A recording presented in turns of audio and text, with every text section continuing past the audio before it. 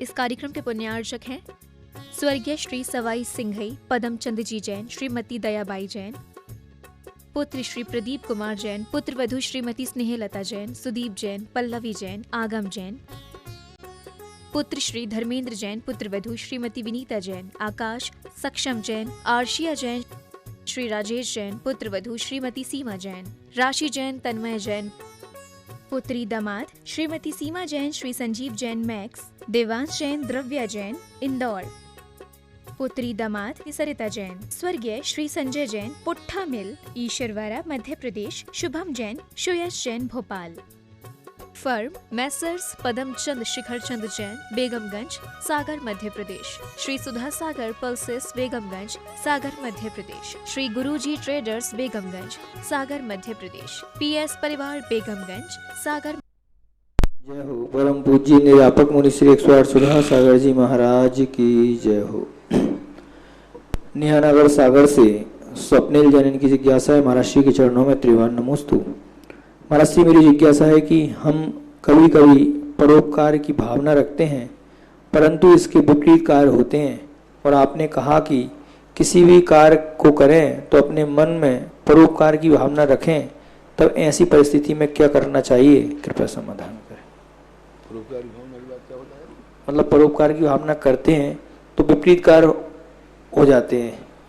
देखो, परोपकार की भावना के संबंध में सबसे अच्छा, बहुत अच्छा पूज्यवर चामुंड राय ने 4 साल के अंदर एक बहुत संकेत दिया है कि परोपकार करने के पहले ये भावना सबसे पहले है कि तुम उससे कुछ प्रतिफल तो नहीं चाहते हो।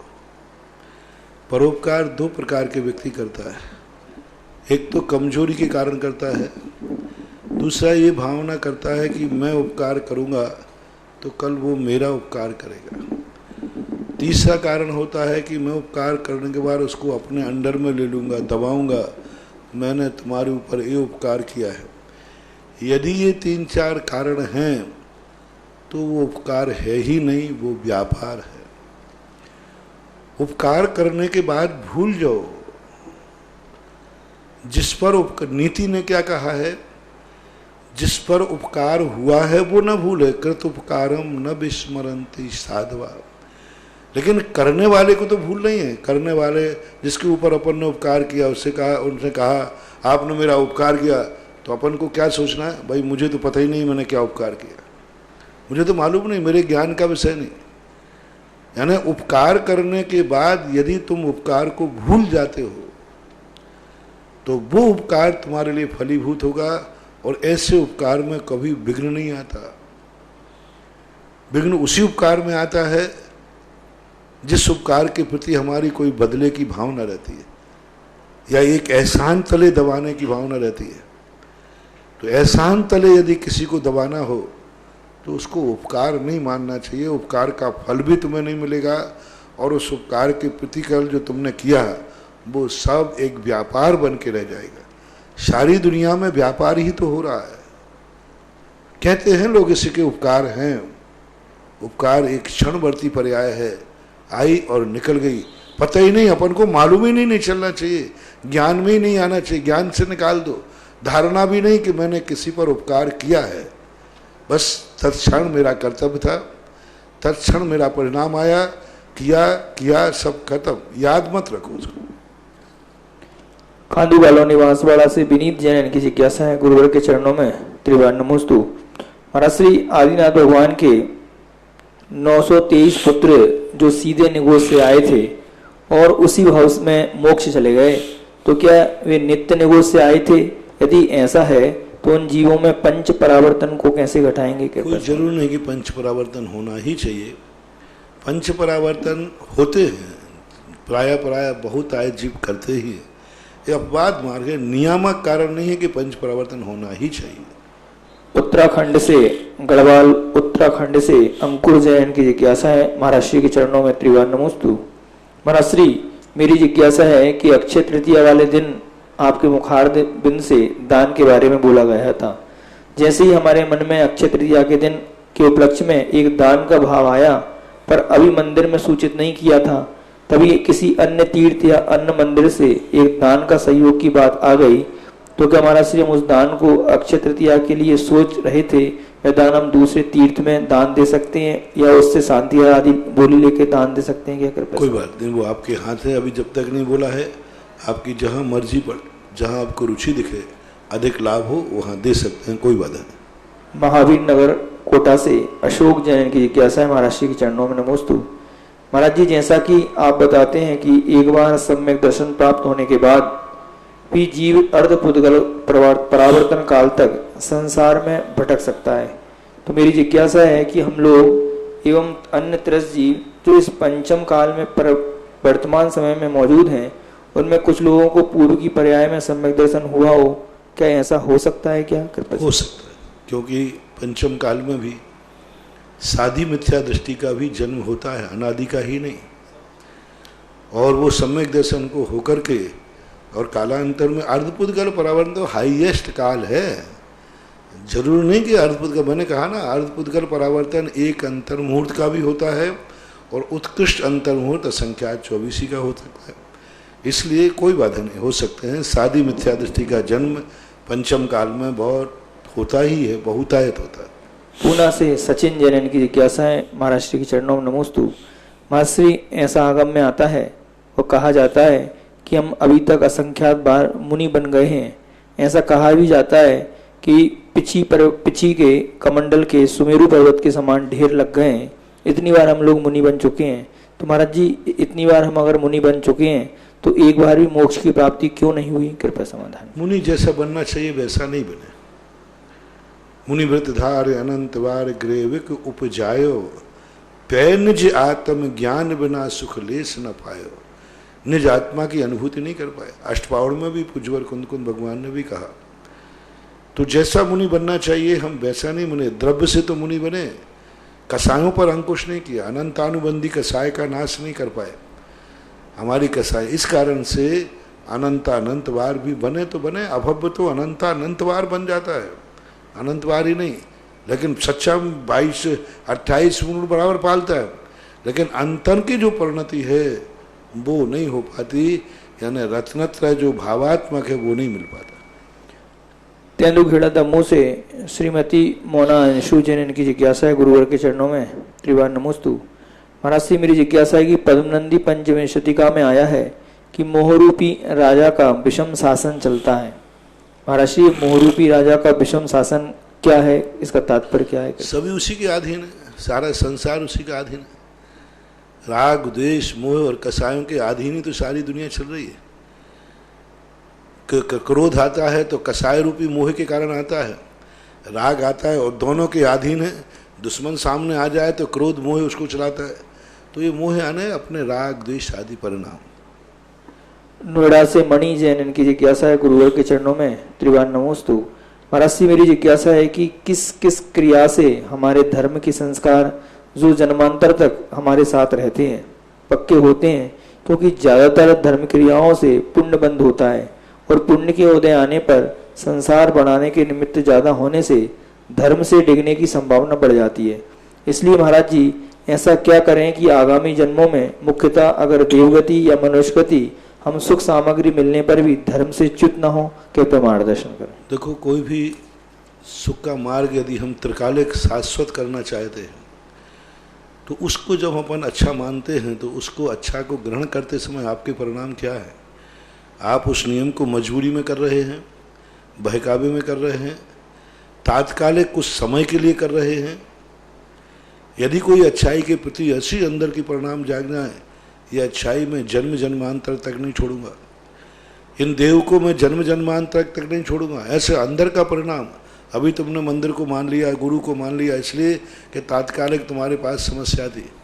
अब कहीं तो शरण में जाओगे तो जिनेन्द्र देव के पास आ गए, मंदिर पूजन हुए, लेकिन जिनेन्द्र देव की गणना करते समय ऐसा भाव आ कि जन्म जन्म तक, यानी अब आगे आकर भवांतरे भी दृष्टा भवंत आता ना उसमें भक्तांबर के अंदर कि हे भगवान मन्ये वरम हरिहराद एव दृष्टा दृष्टि सुये सुहृदयम किम वीक्षतेन भवता भुवेन नान्या कश्चिन मनोहर भवांतरे भी, उसमें एक शब्द भवांतर आया, यानी भवांतरों के अंदर भी मैं अब आपको नहीं छोड़ूंगा।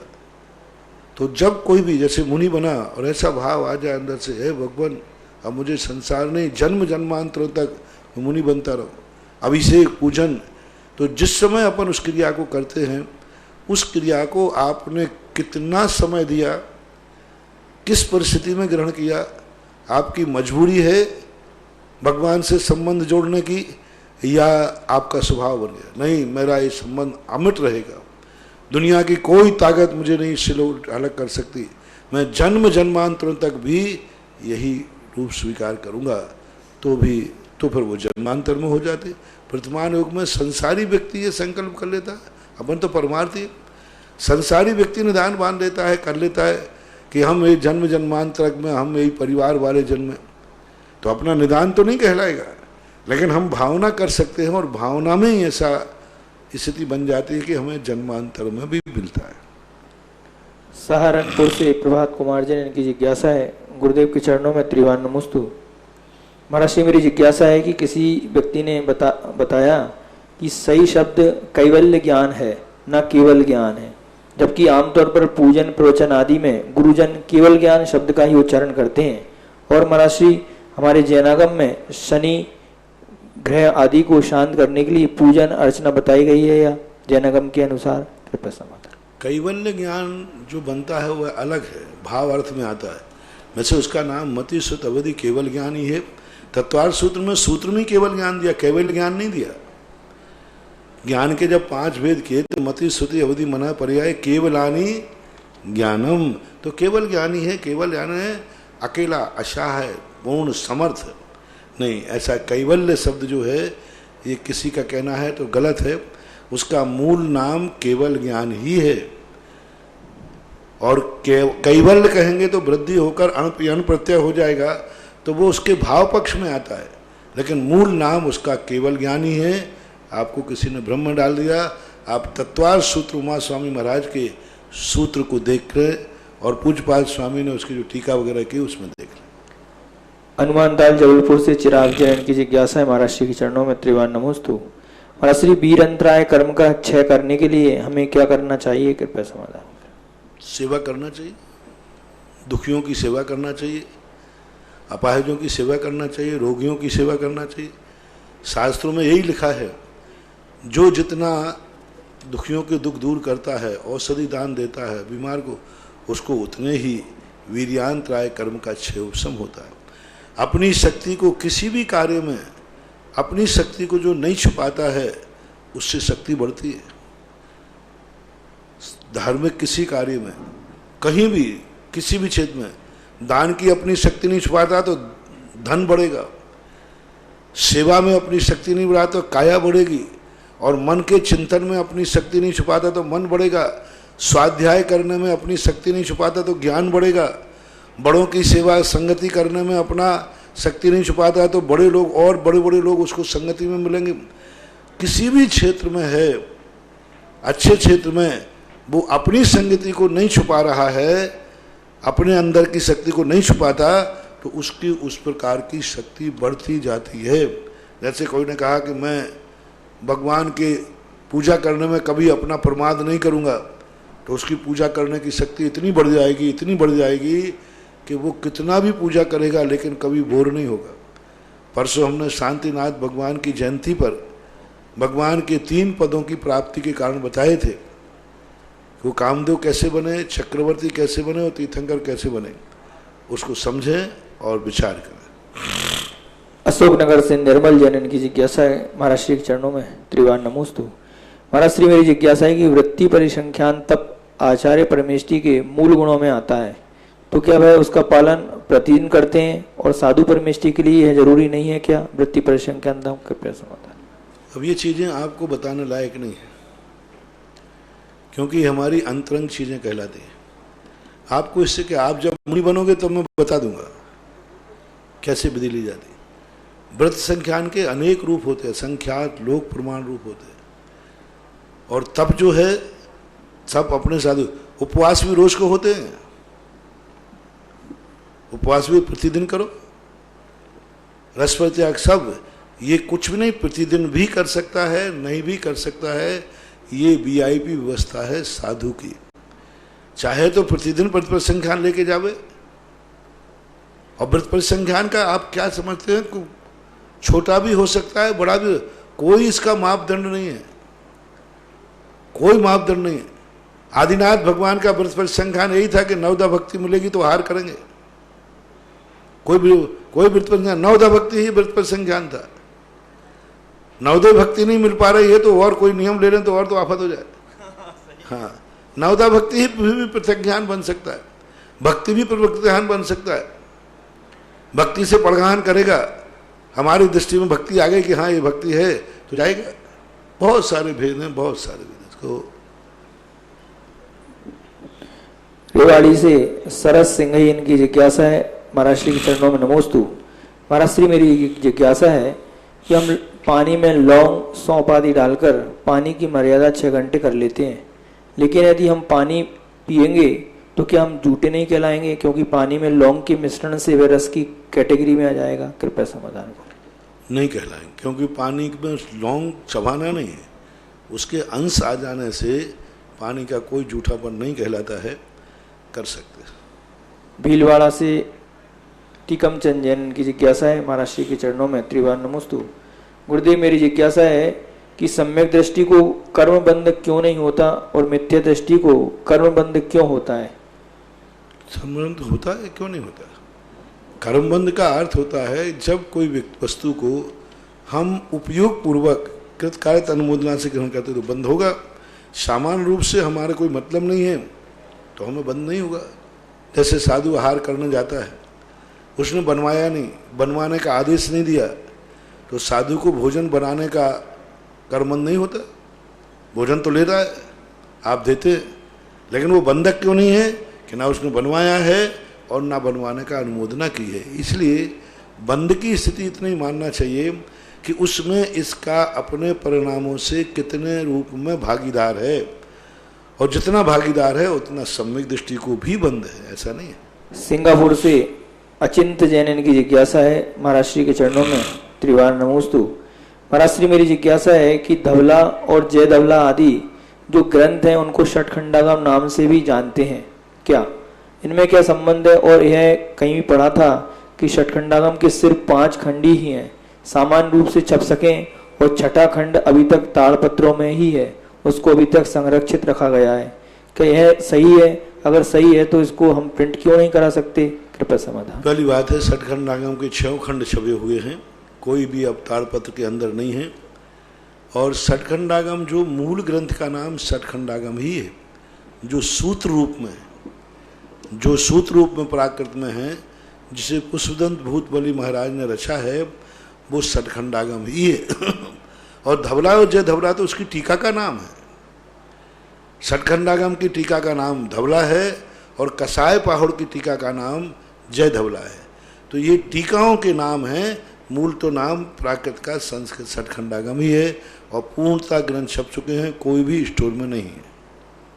दिल्ली से आंचल जैन की जिज्ञासा है, गुरुदेव के चरणों में त्रिवार नमोस्तु। महाराज श्री मेरी जिज्ञासा है कि ऐसा सुनने में आता है कि हमारा भारत देश भरत चक्रवर्ती के नाम पर कहलाता है, और भरत चक्रवर्ती से पहले महाराज श्री भारत को किस नाम से पुकारा जाता था? कृपया समाधान करें। जैनागम में तो भरत देश ही इसका नाम है, भरत क्षेत्र, शाश्वत अविनाशी नाम भरत क्षेत्र। और भारत भी इसको कहते हैं क्योंकि ऐसा भी चर्चा में है कि जो प्रथम चक्रवर्ती होता है वो भरत नाम का ही होता है, इसलिए इसको भारत कहते थे। तो भरत क्षेत्र तो इसका नाम ही है। अब चक्रवर्ती किसी निमित्त से नाम में परिवर्तन आ जाता है तो आपके गांव के नाम, शहरों के नाम बदल जाते हैं, देखा आपने, कोई राजा आता है उस नाम से बना देता है। तो ये, लेकिन मूल जो भरत क्षेत्र है वो शाश्वत अविनाशी नाम है। दिल्ली से काजल जैन की जिज्ञासा है, गुरुदेव के चरणों में त्रिवार नमोस्तु। महाराज श्री मेरी जिज्ञासा है कि क्या तीर्थंकर भगवान की वाणी बिना गणधर के भी खिर सकती है क्या? यदि हाँ तो कौन से तीर्थंकर की बिना गणधर के खिरी? इस संबंध में बहुत सारी बातें सामने आती है। ऐसा कहते हैं कि ऋषभदेव के बाद, केवल ज्ञान के बाद ऋषभसेन ने उपदेश सुना, उसके बाद उन्होंने दीक्षा लेकर के और केवल वो गणधर पद स्वीकार किया। सौधर्म इनके गणधर्व के जो गौतम स्वामी के संबंध में भी 2 बातें। एक तो आते ही भगवान को देख करके उनको वैराग हो गया, पर ये भी है कि उन्होंने आकर के समूह में बैठे, भगवान का उपदेश सुना, प्रश्नोत्तर हुए, उसके बाद दीक्षा ली। तो ये दोनों प्रकार की बातें देखने में आती हैं। गणधर परमेष्ठी की अनिवार्यता ही है, उनके बिना वाणी नहीं खिलती है, ऐसा स्पष्ट रूप से उल्लेख कहीं देखने में नहीं आया, कहीं भी देखने में नहीं आया कि ऐसा आदेशात्मक तीर्थंकर की वाणी बिना गणधर के नहीं खिलेगी। वो महावीर स्वामी के संबंध में जो 66 दिन की बात आती है, उसके संबंध में पूज्यवर वीरसेन स्वामी महाराज ने गणधर परमेष्ठी को निमित्त नहीं बनाया। उन्होंने नहीं कहा कि गणधर परमेष्ठी के अभाव में वाणी नहीं खिल रही थी, उन्होंने कहा काल लब्धि के बस से। और काल लब्धि का अर्थ क्या होता है कि वहाँ के जीवों के अभी लाभांतराय कर्म का क्षयोपशम नहीं था, और क्षयोपशम नहीं होने, क्योंकि कर्म लब्धि जो काल लब्धि होती है वह 3 प्रकार की होती है। पूज्यपाद स्वामी ने लिखा, एक तो काल लब्धि अर्धपुद्गल परावर्तन रूप होती है, दूसरी उन्होंने कहा कर्मों का क्षयोपशम, कर्मों की स्थिति तद्रूप होना चाहिए, और एक काल लब्धि उसकी योग्यता, संगी पंचेंद्रिय आदि। तो काल लब्धि का अर्थ है उस कार्य के लिए कर्म की जो स्थिति चाहिए वो होना चाहिए। तो काल लब्धि का अर्थ है गणधर परमेष्ठी को नियापना पूज्यवर वीरसेन स्वामी ने उसको कारण नहीं बनाया। अब इन सब बातों के लिए विचारनीय विषय है, क्योंकि आगम में जो मिलता है वही अपने लिए प्रमाण है। भोपाल से प्रदीप हरसौला इनकी जिज्ञासा है, गुरुवर के चरणों में त्रिवार नमोस्तु। महाराज श्री, मेरी जिज्ञासा है कि हमने सम्यक दर्शन की 3 परिभाषा देखी हैं, तत्वार्थम श्रद्धानम सम्यक दर्शनम, दूसरा पर द्रव्यन ते भिन्न आप से आप में रुचि सम्यक बलाए, और तीसरी सच्चे देव सास गुरु पर सच्चा श्रद्धान सम्यक दर्शन है। गुरुदेव, मेरी जिज्ञासा है कि उक्त तीनों परिभाषा आपस में किस प्रकार से मिल खाती हैं? कृपया समझाएं। तीनों एक ही है, कोई अंतर नहीं है। एक में कार्य को मुख्यता दी गई, जिनवाणी को, और जिनवाणी किसकी है? देव की। गुरुवाणी शास्त्र की वाणी लिखी और गुरु हो गया, तो दोनों में कोई अंतर नहीं है। एक कथन भेद होता है, एक ने कर्ता को स्वीकार कर लिया, एक ने कार्य को स्वीकार कर लिया। एक व्यक्ति कहता है महाराज ने मेरा उपकार कर दिया, मेरे मन में ये बात आ गई, और दूसरा कहता है मुझे प्रोचनों ने बहुत उपकार किया, प्रोचनों से मेरा बहुत उपकार हुआ। दूसरा कहता है महाराज जी के आने से मेरा बहुत उपकार हुआ, दूसरा कहता है प्रोचनों के सुनने से मेरा बहुत उपकार किया। अब दोनों में से अंतर करो, क्या अंतर है? एक ने प्रोचनकर्ता को पकड़ लिया, एक ने प्रोचन को पकड़ लिया। तो ये कथन करने की पद्धतियां होती हैं, कहने की पद्धतियां, तीनों परिभाषाएं एक समान ही है। सूरत से नेमीचंद पिराका इनकी जिज्ञासा है, गुरुवर के चरणों में त्रिवार नमोस्तु। महाराज जी, मेरी जिज्ञासा है, क्या इस वक्त आर्यखंड में कोई भावी तीर्थंकर मुनि अवस्था या सामान्य अवस्था में इस वक्त वहां पर है? कृपया समाधान करें। आर्यखंड में, आर्यखंड में कोई भावी तीर्थंकर मुनि अवस्था में या सामान्य अवस्था? आगम का उल्लेख कुछ नहीं। भिंड से अंशु जैन इनकी मेरी जिज्ञासा है, महाराज जी के चरणों में त्रिवार नमोस्तु। महाराज जी, मेरी जिज्ञासा है कि एक विद्यार्थी की दिनचर्या कैसी होनी चाहिए? ज्यादातर विद्यार्थी पढ़ाई में कम दोस्ती, इधर उधर की बातों में ज्यादा, कोई धार्मिक है तो मंदिर पूजा पाठ में अधिक समय देते हैं, जिससे पढ़ाई में मन न लगता है और ना ही आगे बढ़ पाते हैं। विद्यार्थी में आत्मविश्वास और उत्साह की कमी आती है और नकारात्मकता आती है, तो ऐसा क्या करें कि पढ़ाई भी हो सके और दोस्ती भी हो सके? कृपया समाधान करें। देखो, धार्मिक कार्यों के कारण से पढ़ाई में कम लगना, इनकी संख्या तो बहुत नगण्य है। मैंने तो ऐसे विद्यार्थी नहीं देखे जिनका कहे ये धर्म ज़्यादा करता है इसलिए पढ़ाई में फेल होता है। हाँ, खेलने कूदने में, नाना प्रकार की पिक्चर देखने में, मोबाइल देखने में, इन सब कार्यों में ज़्यादा लोगों का मन लगता है। कितने विद्यार्थी हैं जो धर्म, और जिनका धर्म में मन लगता है वो कभी पढ़ाई में पीछे हो ही नहीं सकते, क्योंकि उनका धर्म कभी पढ़ाई से पीछे करेगा नहीं, उनका तो क्षयोपशम बढ़ेगा। तो इनकी संख्या बहुत कम है, नगण्य है, बाकी ऐसा नहीं है।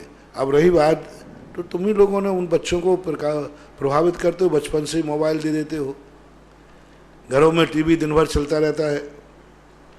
आप लोगों के संस्कार बच्चों में आते हैं, बच्चों को आपको पालना आते ही नहीं। बच्चों को पैदा करना तो आता है, लेकिन बच्चों को पालना नहीं आता। बच्चों को पालने के लिए अपनी इच्छाओं को मारना पड़ता है, अपने आप को बहुत बहुत बहुत कुछ, सब कुछ छोड़ना पड़ता है। एक पिता बनने के लिए बहुत कुछ छोड़ना पड़ता है, क्योंकि बच्चे के ऊपर संस्कार पड़ते हैं। आजकल तो तुम बच्चों की तरफ ध्यान ही नहीं देते। अपने जीवन में तुम्हारे 24 घंटे की क्रियाकलाप, आपका रहन सहन कैसा हो गया। आज तुम अपने बच्चों के सामने माँ के समान कैसे रहते हो। बच्चों के सामने माँ बाप की वेशभूषा अलग होना चाहिए। वो माँ है, पिता है, उसकी वेशभूषा होना चाहिए।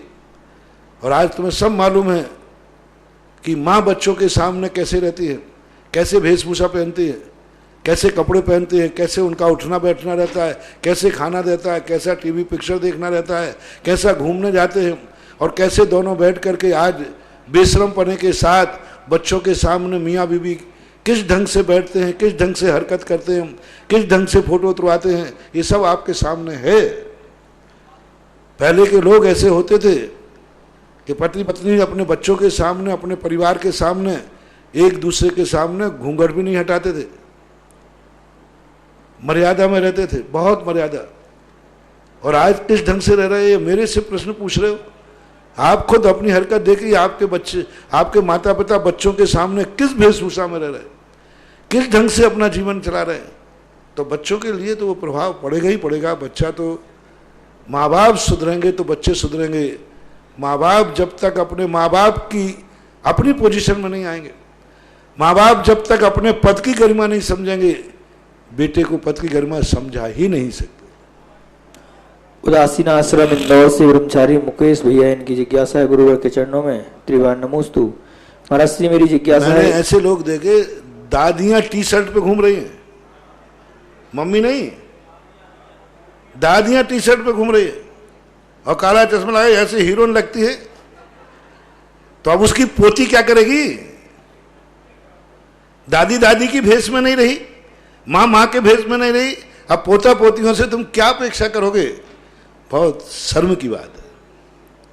उदासीन आश्रम इंदौर से ब्रह्मचारी मुकेश भैया, इनकी जिज्ञासा है गुरुवर के चरणों में त्रिवान नमोस्तु। महाराज से मेरी जिज्ञासा है कि उपसम सम्यक दृष्टि चौथे गुण स्थान से गिरकर साधन पूर्वक पहले गुण स्थान में आ जाता है। क्षयोपम सम्यक दृष्टि वाला मिश्र गुण स्थान या मिथ्यात्म में आ जाता है। यहाँ मेरी जिज्ञासा है कि उपसम वाला तीसरे गुण स्थान में और क्षयोपम वाला दूसरे गुण स्थान में क्यों नहीं जाता, कृपया समाधान। उसका मूल कारण है, द्वितीय गुण स्थान का जो विषय है वो इसलिए है कि जब व्यक्ति का वो एक बीच की दुर्घटना है, अपना काल पूरे किए बिना, क्योंकि उसने अनंतानुबंधी और दर्शन मोहिनी की उपसामना की थी। तो दर्शन मोहिनी का जो उपसम किया था वो एक अंतर मुहूर्त के लिए कह दिया था कि अब तुम एक अंतर मुहूर्त तक उदय में नहीं आओगे, और उसका गुणस्थान बीच में ही च्युत हो गया, कसाय का उदय आ गया, अनंतानुबंधी कसाय का उदय आया। पहला गुणस्थान कहता है कि मेरे गुणस्थान में आओ, पहले कर्म का उदय है कि नहीं। तो उसको बीच में अधिकतम 6 आवली, कम से कम एक समय अधिकतम 6 आवली काल तक के लिए वो बीच में एक स्थान दिया है रुकने के लिए, क्योंकि वैसी व्यवस्था उसमें उपसम संबंधी। क्षयोपम में दूसरे में आने की जरूरत ही नहीं, क्योंकि उसका तो काल सीधा सम्यक प्रकृति का तो उदय है ही, सीधा सम्यक मिथ्यात्व का उदय, मिथ्यात्व का उदय आता है, इसलिए ऐसा होता है। परम पूज्य गुरु नाम गुरु आचार्य ज्ञान सागर जी महाराज की जय। परम पूज्य आचार्य गुरुदेव श्री विद्यासागर जी महाराज की जय। परम पूज्य निर्यापक श्रमण मुनि पुंगव श्री सुधासागर जी महाराज की जय। समस्त आचार्य संघ की जय। बंधुओं, आज आचार्य ज्ञान सागर जी महाराज का समाधि दिवस था और उसको प्रातःकाल बहुत अच्छे तरीके से जिन्हें गुरु की पूजन आदि के साथ, आरती के साथ और महाराज से के सभी महाराजियों के मुखारबिंद से विनयांजलि और प्रवचनों का लाभ हमने प्रातःकाल लिया था। ऐसे आचार्य ज्ञान सागर जी महाराज जिनके काव्यों को प्रकाशित कराने में पूर्ण योगदान जिनका रहा, पूर्ण आशीर्वाद जिनका रहा, और नई नई खोजों के साथ सारे ग्रंथों को कलेक्शन करना, प्रकाशित करना और जन जन तक पहुंचाने में जिनका योगदान रहा है, ऐसे संत शिरोमणि गुरुदेव के आज्ञानुवर्ती शिष्य मुनि पुंगव श्री सुधा सागर जी महाराज के चरणों में कोटि सा नमन करते हुए आगे चलते हैं। इस क्षेत्र पर चलने वाली बहुत सारी योजनाओं में जैसे कि सहसकूट जिनालय, मैंने कहा नंदीसर जिनालय का भी कल आपको बोला था कि 3-4 जिनालय और बचे हैं, जिनका भी भाग होगा वो अर्जित कर लेंगे, अन्यथा ये योजना भी लॉकडाउन में पूर्ण हो जाएगी। सहसकूट जिनालय के लिए एक प्रतिमा, एक जिनालय विराजमान करने की भावना भाई श्रीमती अनीता जैन, धर्मपत्नी श्री ऋषभ कुमार जैन, निवासी बरुआ सागर, इन्होंने झांसी, इन्होंने सहसकूट में एक प्रतिमा विराजमान करने की भावना भाई। और एक अशोक नगर की बेटी जो कि अमेरिका में रहती है, वहां से उसकी एक बिटिया का जन्म हुआ जिसका नाम चेतना जैन है, उसके नाम से उसने असीम कालीन भक्तांबर में अपना नाम दिया। श्रीमान नरेंद्र, बिमला, दीपक, संदीप, प्रियंका, दीपाली, निवासी पुणे, चेतना जैन, डॉटर ऑफ रेसु अनुरुद्ध जैन, अमेरिका। एक बार उनके भावों के सम्मान ताली हो जाए। उन्होंने अपने बिटिया के महाराज से एक प्रश्न भी किया है कि मेरी बिटिया को मुझे मंदिर ले जाना है, तो मंदिर की विधि मुझे मालूम नहीं, क्या करना है, इसलिए आप मुझे आशीर्वाद प्रदान करें। तुमने कई बार बताया मंदिर ले जाना है, तो अभी छोटी 45वें दिन ले जाना है। हाँ, 45वें दिन अपने परिवार के साथ वहाँ अमेरिका की जो व्यवस्थाएं हो, अपने गाजे बाजे के साथ, अपने अच्छे भाव के साथ मंदिर जावें, पूरा परिवार जाकर के वहाँ भगवान को अभिषेक करे, पूजन करे।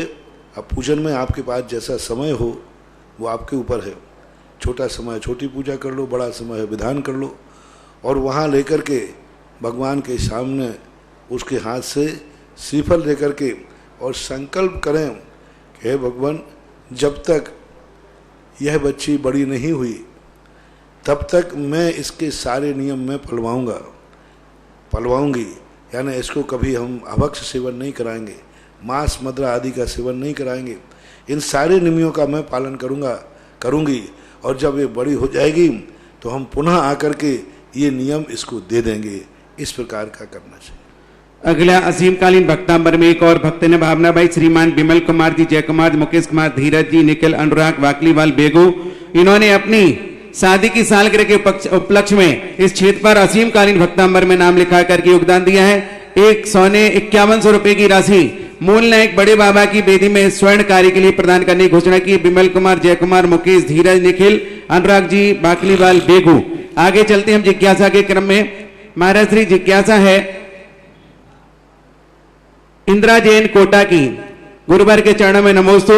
महाराज श्री मना पर्या ज्ञान और अवधि ज्ञान में क्या अंतर है? क्या ये दोनों ज्ञान एक दूसरे से किसी अपेक्षा से कम और किसी अपेक्षा से ज्यादा होते हैं? अवधि ज्ञान जो है अपने ज्ञान के माध्यम से बिना किसी का आलम्बन लिए पदार्थ को स्पष्ट जानता है, रूपी पदार्थ को, सीमा द्रव्यक्षेद काल की मर्यादा को लेकर के। मन पर ज्ञान डायरेक्ट पदार्थ को नहीं जानता, उस किसी के मन का आलम्बन लेता है। किसी के मन में किसी पदार्थ संबंधी स्थित है, चिंतन कर रहा है, तो मन में किसी दूसरे के अथवा स्वयं के मन में स्थित पदार्थ के संबंध में जानता है। ये अंतर, दोनों में बहुत अंतर है। अवधि ज्ञान मिथ्या दृष्टि को अवधि सही, मिथ्या दृष्टि को, चौथे गुण स्थान को, अविरति को, देशवृत्ति को होता है। और ये मना पर्या ज्ञान नियम से मुनियों में भी विशेष मुनियों को होता है। तो ये संयम का अध्वान है, उसका अविरत सम्यक दृष्टि, मिथ्या दृष्टि भी उसका मालिक है। मना पर्या ज्ञान में सम्यक मिथ्या भेद नहीं होते, अवधि ज्ञान में सम्यक मिथ्या भेद होते हैं। मना पर्या ज्ञान अवधि ज्ञान से बड़ा विशुद्ध सूक्ष्म है। तदनंत भागे मना पर्याय से, यानी अवधि ज्ञान जिस स्थूलता को लेके जानता है, मना पर्या ज्ञान उससे भी सूक्ष्म वस्तु को जानता है। यानी मन बहुत बड़ा सूक्ष्म होता है, उन विचारों को भी वो जान लेता है। इसलिए मना पर्या ज्ञान की और भी बहुत सारी विशेषताएं हैं, ऐसा जानना चाहिए। सुलोचना जैन फांदो ध्यान डोंगरी भिंडर से, गुरुवार के चरणों में नमोस्तु। गुरुवार मेरी जिज्ञासा है कि जीवन में सांसें घटती हैं और बढ़ती हैं, नए नए अनुभव जुड़ते हैं, अलग अलग कोष्ठकों में बंद समीकरण बुनते रहते हैं, गुणा भाग लगाते रहते हैं, और ये भी पता है कि अंतिम सत्य शून्य, यह जानते हैं, फिर भी हिसाब लगाते लगाते उम्र व्यर्थ चली जाती है। आखिर यह जीवन क्या है? समाधान करें। दूसरा, ये जीवन तुम्हारा भ्रमजाल है, मृग मरीच का है जो तुमने उलझा लिया है। यदि इस मृग मरीचिका से ऊपर उठ जाओ तो जीवन तो बहुत अच्छा है, बहुत महत्वपूर्ण है। जीवन भर हिसाब क्या, वो हिसाब ही नहीं लगाएगा। हिसाब वो बनिया लगाते हैं जिनकी कमाई सीमित होती है। जिन आत्माओं की कमाई असीम होती है वे हिसाब नहीं लगाते, वे तो बेहिसाब अपनी जिंदगी जीते। दिन उनको निकालना पड़ते हैं जिनकी जिंदगी में पुण्यहीनता होती है, जिनकी जिंदगी संपूर्ण होती है, पूर्ण होती है, उनको जिंदगी निकालना नहीं पड़ती। दिन कब निकलता है, रात कब गुजर जाती है, जिंदगी कब कैसी निकल जाती है, उनको पता ही नहीं। अधूरे लोगों को हिसाब किताब लगना पड़ता है। अधूरे लोग जोड़ते फिरते हैं बही खाता कि आज कितनी इनकम हुई, कितनी नहीं हुई। जो पूर्ण होते हैं वो कहते हैं कि क्या जोड़ना, कहाँ तक जोड़ेंगे, कितना जोड़ेंगे, उनको खबर ही नहीं रहती। तो जब व्यक्ति को तत्व दृष्टि प्राप्त हो जाती है तब ये जीवन भार नहीं बनता, ये जीवन सौभाग्य बनता है। एक एक क्षण उसका मूल्यवान हो जाता है, एक एक क्षण उसकी जिंदगी का अभाग्य होता है। और पता नहीं उसको कैसा लगता है कि इतना बड़ा जीवन मेरा कितने आनंद के साथ बीतता है। वो अपने हाथ में है। हम इस मृग मरीचिका से ऊपर उठें तो कुछ समय दर्शन हो सकता है कि जीवन हमारा कितना सौभाग्यवान है। अजय जैन महसरूल गजपंता नासिक से महाराज श्री के चरणों में नमोस्तु।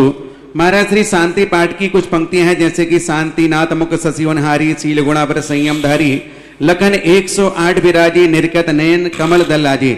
इन पंक्तियों में भगवान जी के 108 गुण होते हैं या 1008? कौन सी संख्या का उल्लेख है, कृपया मार्गदर्शन करें। मुख्य रूप से 108 होते हैं, उत्तर रूप से 1008 होते हैं। तो जो मुख्य लक्षण जो कहे जाते हैं उनको आप 108 मानना चाहिए।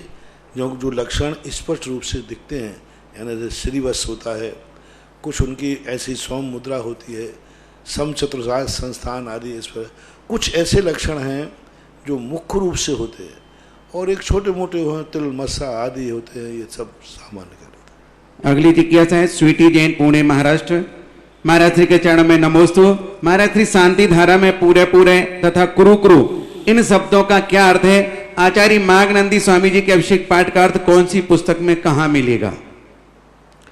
कुरु कुरु जो शब्द है, ऐसा करो, ऐसा करो, इस प्रकार के शब्द, बार बार ऐसा करो, ऐसा करो, कुरु कुरु शब्द का अर्थ है। अब उसमें आता है और भी श्रीरस्तु, अस्तु, तथास्तु, वैसा ही हो जैसा हमने भावना भाई है। और माघनंदी महाराज की किताब के लिए तो सभी जगह छपा हुआ है, सभी जिस स्थानों पर है, जिन पूजा में सबसे अच्छी तरह से व्यवस्थित ढंग से छापा है। और यदि आपको व्यक्तिगत चाहिए तो यहाँ की कमेटी वाले उनको माघनंदी की शांति धारा वहाँ भेज दें। अर्थ सहित चाह रहे वो लोग, अर्थ सहित माघनंदी का अर्थ मिल सकता है। भारतीय ज्ञानपीठ से एक पूजांजलि नाम की किताब छपी थी, उसमें उसका अर्थ दिया गया। ज्ञानपीठ पूजांजलि, ज्ञानपीठ पूजा, उसमें दिया गया। और भी कहीं मिल सकता है, फिर भी आप अपने यहाँ पर आप लोग उसको उपलब्ध करा दें। अर्थ सहित हो सकता है, क्योंकि 8-10 लोग शांति धारा का और अर्थ, शांति धारा के अर्थ नहीं, अभिषेक पाठ का शांति धारा का अर्थ निकालना बहुत कठिन है। कुछ लोगों ने, कुछ साधु साध्वियों ने अर्थ निकाले हैं, लेकिन वो पूर्णता नहीं है, वे अधूरे हैं। बीजाक्षरों के जो अर्थ निकाले हैं वो कई अक्षर शब्द अर्थ ऐसे निकाल दिए हैं जो एक सामान्य अर्थ निकाले जाते हैं। जो अन्य दर्शनों ने अपने संप्रदाय के अर्थ निकाले वो लिख दिया। जैन आगम के अनुसार, जैन शास्त्रों के अनुसार अर्थ निकालना बहुत टेढ़ी खीर है। इसलिए शांति धारा का अर्थ जो भी दिया जा रहा है आज, वो उचित नहीं है, पूर्ण नहीं है, और वो शांति धारा का एक विकलांग अर्थ है। कई लोगों ने शांति धारा के अर्थ निकाले हैं, लेकिन वो अर्थ नहीं निकाल पाए जो अर्थ उसमें निहित है। वम वम हम हम शम शम शिम, इनको एक नकल पट्ट कर दिया, और लेकिन रेफरेंस कुछ नहीं दिए, मात्र एक नकल पट्ट कहीं भी किसी शास्त्रों से लेकर के लिख दिए। तो शांति धारा का अर्थ तो मेरा कहना है आप समझने का प्रयास न करें तो ही ज़्यादा है। बहुत सारी चीज़ें जब इनके अर्थ अनंत होते हैं तो उन अर्थ को श्रद्धा का रूप दे दो, बस एक ही श्रद्धा करो।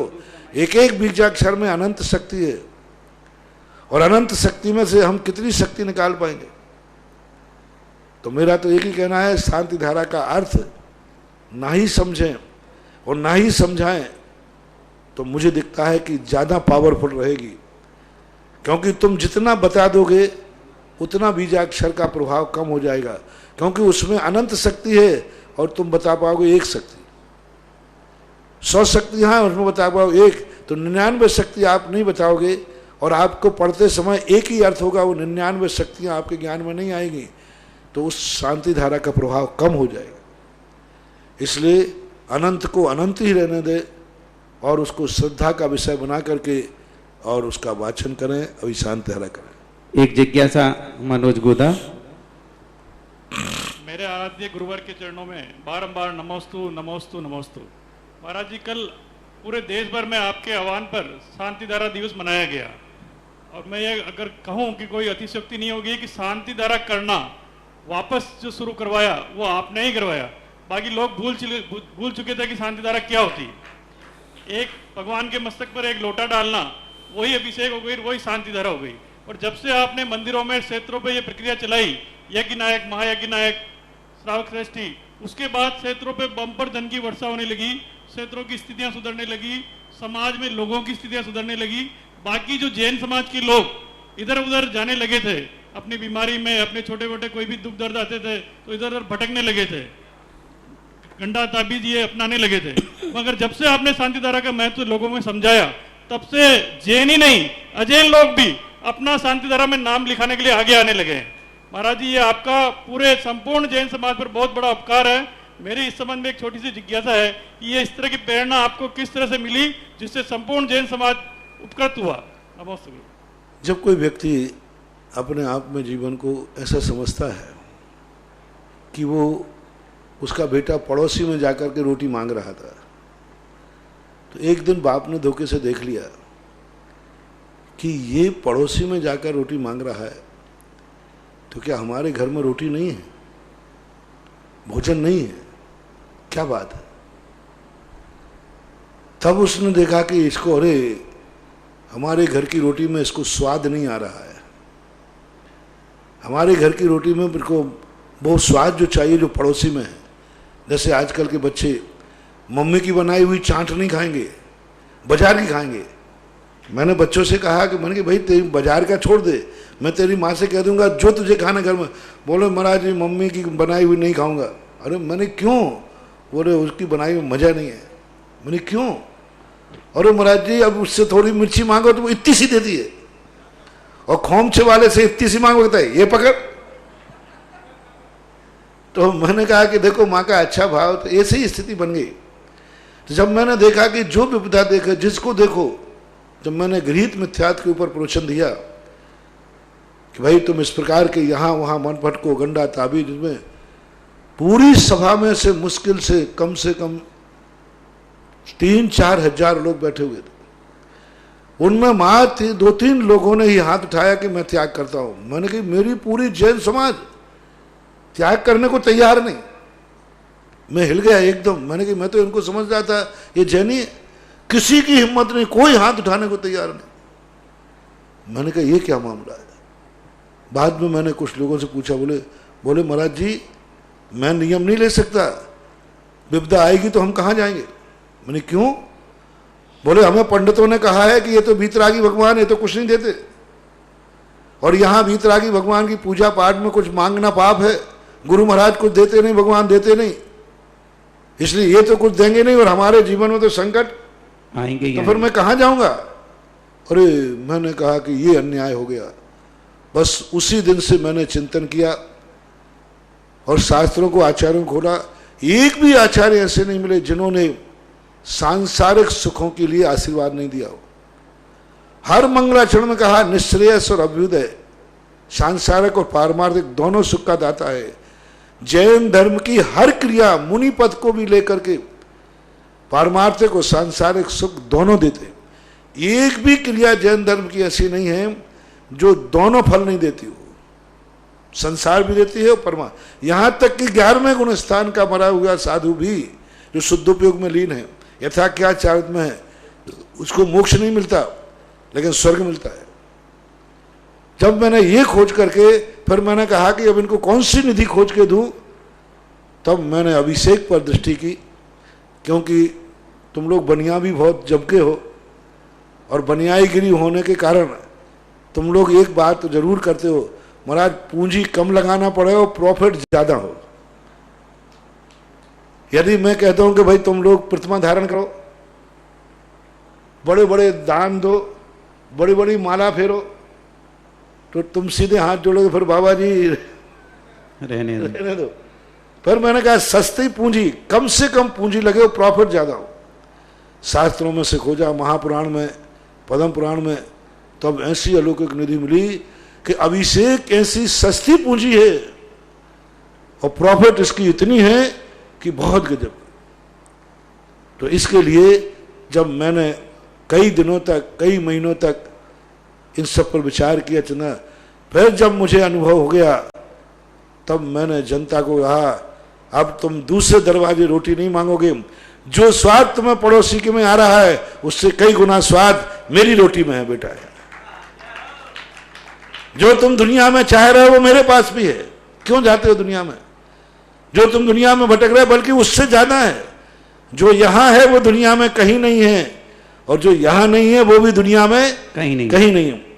लोग पहले डरे, ऐसे नहीं आप लोगों ने सब मान लिया एक बार में, बड़े डर लगा आप लोगों को, और इतने सैंपल भरे, इतने सैंपल भरे, हमने भी कहा कि भरो सैंपल जम के, और ऐसे पास हुए। आज जैन समाज का 90% जैनी शांति धारा के प्रति समर्पित हो चुका है और प्रैक्टिकल कर चुका है। और मैंने अपनी तरफ से आगम की खोज, शास्त्रों की खोज लाकर मैंने दी, उनका खंडन आपको लोगों के पास, कई मिथ्याचारियों ने इसका खंडन किया। शांति धारा कहाँ लिखी है, शांति धारा कहाँ होती है, अभिषेक कहाँ होता है, उन मूर्खों को भी मैंने समझाया। और वे मूर्ख जिन जिन ने शांति धारा का निषेध किया, उनमें से कम 70-80% लोग जिन जिन ने किया, एक दिन उनकी कर्मों की चपेट ऐसी आई कि वे मेरे पास आकर शांति धारा के गिड़गिड़ाते हुए पाए गए।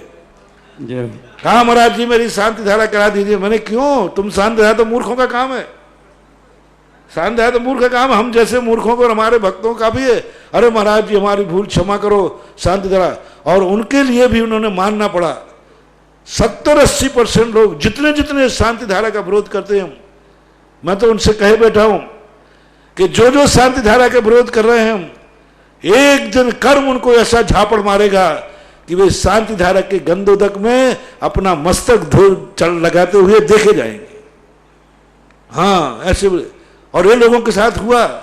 तब से शांति धारा की एक महिमा, अभिषेक बढ़ा, और मैं बहुत खुश हूं, मुझे बहुत गौरव है कि हम अपने जैनियों को, दूसरे दरवाजे भीख मांगने वालों को, अपने बालकों को अपने घर में लौटा करके, और आज हम अपने हाथ से उनको रोटी खिला देते हैं, अपने हाथ से रोटी खिला देते हैं।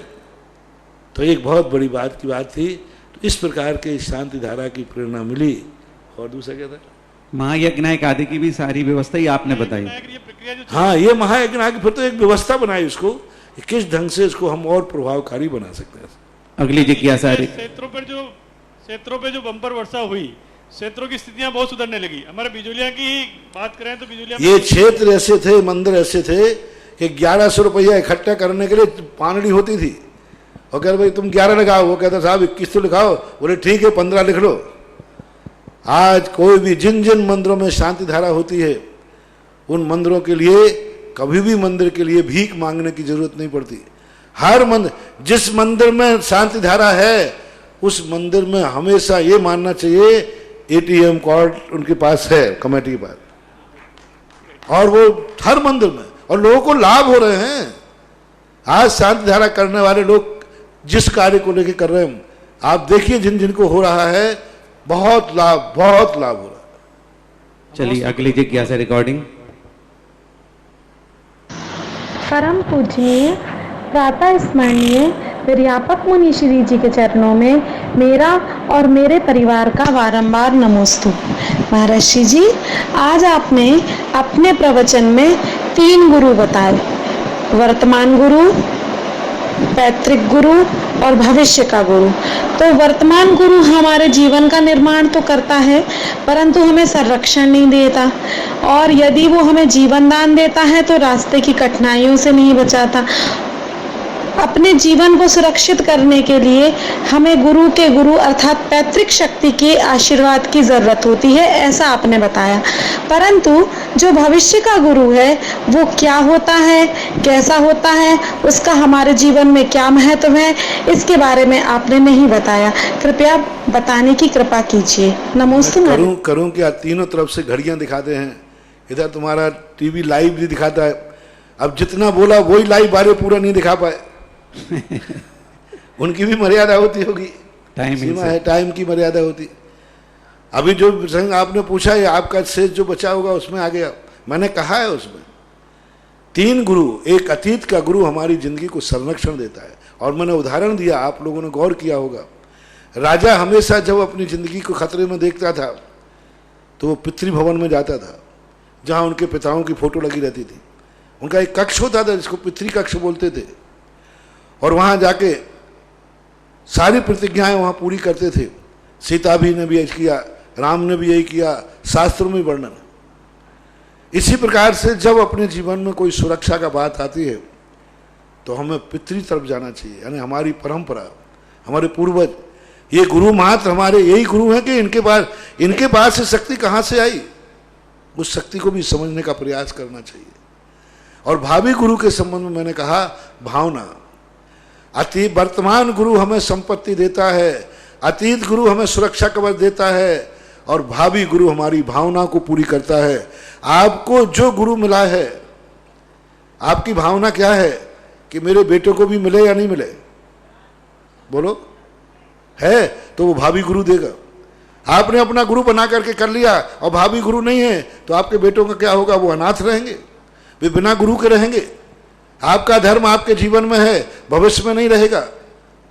तो हर पिता का एक भाव होता है कि जैसा मेरा जीवन व्यतीत हुआ है ऐसा मेरे बेटों का भी हो, जिस प्रकार मेरा जीवन सुखी है ऐसा भविष्य भी रहे।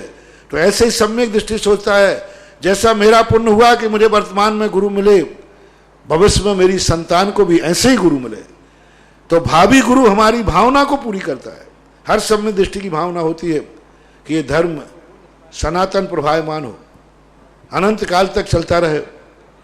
तो हमारी जो भावनाएं होती हैं सम्यक दृष्टि की, उसकी पूर्ति करेगा भावी गुरु। हमारे बेटे को संरक्षण देगा भावी गुरु, हमारे बेटे को वर्तमान गुरु बनेगा भावी गुरु। हम यदि भावी गुरु की भावना ही नहीं भाएंगे तो हमारी आने वाली संतान को गुरु कहाँ से मिलेगा। तो हमें भावना भाना चाहिए कि जैसा आज गुरु है कल भी मेरी संतान को ऐसे ही गुरु मिले। तो भावनाओं को पूर्ति करने वाला भावी गुरु होता है। अगली जिज्ञासा रिकॉर्डिंग। आज प्रातःकाल प्रवचन ही आचार्य ज्ञान सागर महाराज से ऐसा आया, मैं भी देखो ना जाने कितने बार आचार्य महाराज के समाधि दिवस मना चुका। हर साल कुछ ना कुछ एक नई एक ऐसी निधि आती है। यानी इतने सालों में 35-40 सालों में 48 हमारे जीवन काल की बात है। हाँ। तब तक मैंने आज तक जो आज प्रवचन दिया है, जो आया, इस प्रवचन को पहले समाधि दिवसों के भी हमारे रिकॉर्ड रखे होंगे, क्योंकि मैं तो कभी अपने बात को नकार ही नहीं सकता, क्योंकि मैं जब भी कुछ बोलता हूं सब जगह टेप हो जाती है। ना तो मैं वापस ले सकता हूं ना गायब कर सकता हूं। जब से मैंने मंच पे बोलना शुरू किया है, शायद ही कभी की वाणी किसी ने टेप नहीं की हो। भले ये चैनल नहीं चलते थे, पहले वीडियो चलते थे, टेप रिकॉर्ड चलते थे, तो वो कहीं ना कहीं सुरक्षित रहती है। तो आप देख रहे, आज जो भाव आए, त्रिकाली गुरु, श्रमण संस्कृति, संस्कार और पुनः श्रमण संस्कृति की फसल लहराती हुई, एक बहुत चिंतन करने वालों के लिए बहुत सारे पॉइंट आज थे। समय की मर्यादा में जितना कह सकता हूं उतना कह दिया। अगली जिज्ञासा। गुरुवर नमोस्तु नमोस्तु नमोस्तु। रमेश गदिया गांधीधाम से।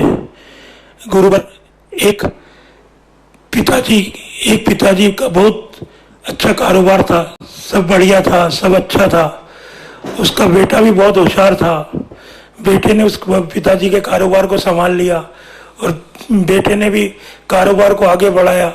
तो तब बेटे ने इतना बढ़ाया कि जो उसके पुत्र थे, उसके पुत्रों को भी अलग अलग जगह जाके भेजा और धंधा करने के लिए बताया तो बाप से भी ज्यादा होशियार पोते बेटे निकले उसके। तो दादाजी के पोते बहुत होशियार थे। तो पोता उसमें से एक पोता ऐसा था कि उसने तो जगत में नाम कर दिया, और नाम करने के साथ में उसने बाप का भी नाम किया और दादा का भी बहुत नाम किया। और वो दादा का इतना नाम किया कि संसार में बाप से ज्यादा दादा को भी लोग पहचानने लग गए। तो गुरुवर, क्या वो आप ही नहीं है? आप ज्ञान सागर जी के पोते, और आपने ज्ञान सागर जी महाराज का बहुत नाम किया। गुरुवर, मेरी ये जिज्ञासा है कि आपने एक बार बताया था कहीं पे कि जब वो पूरामल जी थे तब किसी डाकू से भिड़ गए थे, तो कृपया वे संस्मरण आज हमको वापस सुनाने की कृपा करे, क्योंकि आज आचार्य ज्ञान सागर महाराज का समाधि दिवस है। गुरुवर, नमोस्तु नमोस्तु नमोस्तु।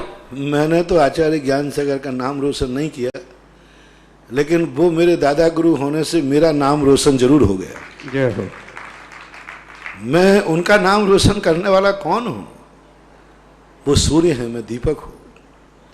मेरा प्रकाश से उनके प्रकाश को हम नहीं देख सकते, बस मैं अपने दीपक से उस सूरज की आरती उतार लेता हूं, यही मेरा सौभाग्य है। इसलिए ज्ञान सागर अपने आप में खुद अक्षय भंडार थे, अक्षय निधि थी, और उस निधि में से, उस भंडार में से जो जितने ले पाता है ले रहा है ज्ञान सागर महाराज। हाँ, आप लोगों के लिए कह सकते हो कि आप लोगों ने ज्ञान सागर को नहीं समझ पाए, तो मैंने, क्योंकि ज्ञान सागर की भाषा बहुत ऊंची थी तो तुम्हें समझ में नहीं आई, और हमारी ठेठ है, और ठेठ भाषा ही तुम्हें समझ में आती है, साहित्यिक भाषा तो समझ में आती नहीं। तो इसलिए हमने आपकी भाषा में उनको समझा दिया। तो आप लोगों का जरूर मैंने बहुत बड़ा उपकार किया कि आपको एक ऐसी हस्ती का परिचय कराया, एक ऐसे नगीने का परिचय कराया जो कि तुम्हारे राजस्थान में था।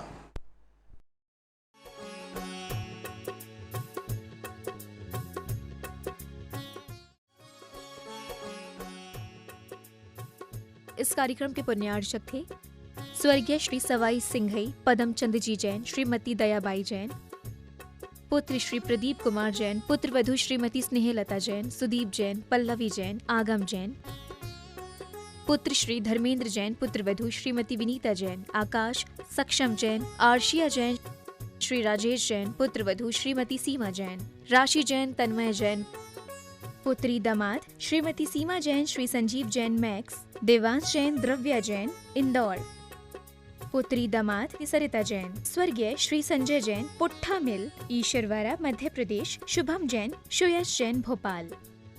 फर्म मैसर्स पदमचंद शिखरचंद जैन, बेगमगंज, सागर मध्य प्रदेश। श्री सुधा सागर पल्सेस, बेगमगंज, सागर मध्य प्रदेश। श्री गुरुजी ट्रेडर्स, बेगमगंज, सागर मध्य प्रदेश। PS परिवार, बेगमगंज, सागर मध्य प्रदेश।